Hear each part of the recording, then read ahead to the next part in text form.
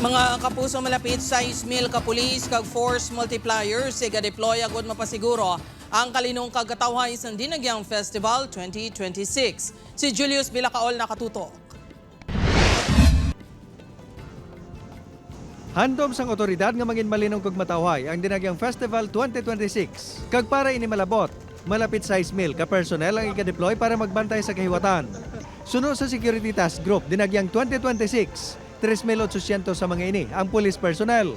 Ang 2,000, force multiplier, nagikan sa iban nga ahensya kag mga volunteer. Sa January 21, suguro na ang deployment sa mga security personnel. Kadungan sini, ginapahanumdum ang publiko sa mga ginadumilian sa mga venues ang events, pareho sang pusil, patalom, backpack, mga botelya sang ilimnon, kag pati mga drone. Bawalan gina naton sila no or dumilian nga magpalupad kun personal lang gina naton kag waay na coordinate sa STG kag wala sing nagakaigo nga clearance.